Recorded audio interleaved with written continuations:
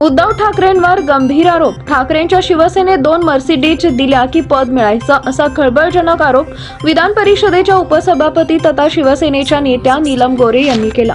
त्यांच्या या विधानामुळे राजकीय वर्तुळात चर्चा चांगलीच रंगली आहे. 98वे अखिल भारतीय मराठी साहित्य संमेलन सध्या दिल्लीत सुरू आहे. मराठी साहित्य संमेलनात असे घडलो आम्ही या कार्यक्रमात गोऱ्हे यांनी मोठा गौप्यस्फोट केलाय.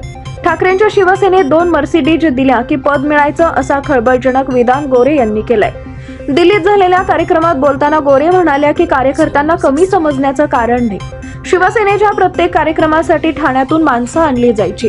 गल्लागोळा करण्याचं काम शिंदेंना दिलं होतं. ठाकरेंच्या शिवसेनेत 2 मर्सिडीज दिल्या की पद मिळायचा, असा सनसनाटी आरोप गोऱ्हे यांनी केला. तसेच ठाकरेंच्या शिवसेनेतल्या नेत्यांनाच आम्ही नको झालं होतं, असं विधान ही गोऱ्हे यांनी केलंय.